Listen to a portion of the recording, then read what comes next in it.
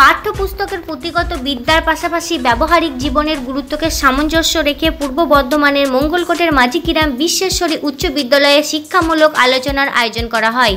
Mangalkot block কৃষি আধিকারিক তথাগত নাথের উপস্থিতিতে নবম শ্রেণী থেকে দ্বাদশ শ্রেণীর ছাত্রছাত্রীদের মধ্যে পরিবেশ, কৃষিকাজ, জীববিদ্যা প্রমুখ বিষয়ে শুধুমাত্র আলোচনা নয়, পাশাপাশি পুঁথিগত বিদ্যার সঙ্গে সরাসরি ব্যবহারিক জীবনের যে কতটা প্রভাব সে বিষয়ে বিস্তারিত আলোচনা করা হয়।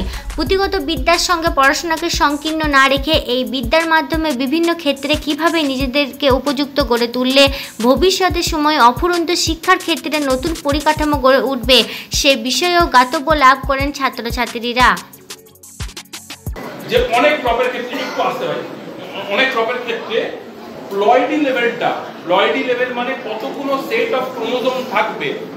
অনেকের দুয়ের জায়গায় 4 সেট অফ ক্রোমোজোম থাকে, 6 সেট অফ ক্রোমোজোম থাকে, এগুলোকে বলে প্লয়েডি লেভেল। জেনারেলি হয় ডিপ্লয়েড, টেট্রাপ্লয়েড 4টে লেভেলে থাকলে, হেক্সাপ্লয়েড 6টা। এই যে আটা খাও তোমরা ব্রেড হুইট, এটা হচ্ছে হেক্সাপ্লয়েড, 6 সেট অফ ক্রোমোজোম থাকবে। ঠিক আছে, তো এইভাবে প্লয়েডি লেভেলকে আমরা ম্যানিপুলেট করে ক্রপ ইমপ্রুভমেন্ট করতে পারি। মাঝিগ্রাম বিশ্বেশ্বরী উচ্চ বিদ্যালয়ের প্রধান শিক্ষক সুব্রত কুমার সাহা জানান, শিক্ষার ক্ষেত্রে এরূপ আলোচনা ছাত্রছাত্রীদের জীবন গড়ার ক্ষেত্রে অনেকটাই কাজে আসবে। পুঁথিগত বিদ্যাকে ব্যবহারিক জীবনে কিভাবে প্রয়োগ করা উচিত সে বিষয়ে ছাত্রছাত্রীরা আজ অবগত হয়েছে। ব্লকের কৃষি আধিকারিক তথাগত বাবুর পূর্ণ সহযোগিতায় শিক্ষামূলক আলোচনার নতুন রূপ পেল।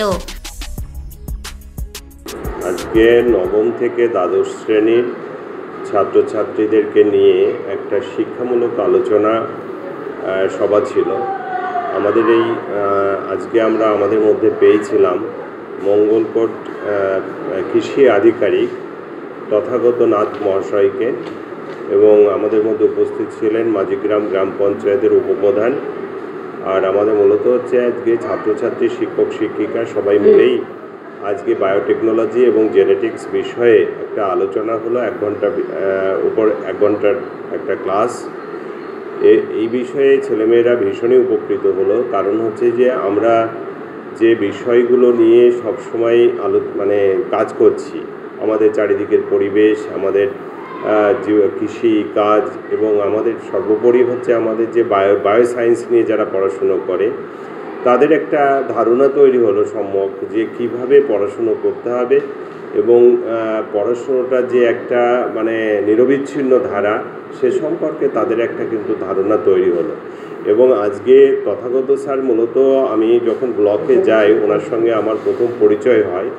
উনি আমার ওনার সঙ্গে একান্তে আলাপচারিতায় উঠে এসেছিল যে উনি পণ্ডিত রঘুনাথ মুর্মু যে আবাসিক বিদ্যালয় বাঁকুড়াতে রয়েছে ওখানে উনি মাঝে মাঝেই ক্লাস নিতেন, এবং উনি তো এই বিষয়ের উপরে একদম রীতিমতো ডক্টরেট করালো, এবং বায়োটেকনোলজি জেনেটিক্সের উপরে তার অনেক কাজও আছে, এবং বিশ্ববিদ্যালয় স্তরেও তিনি অনেক দিন ধরে পড়িয়েছেন।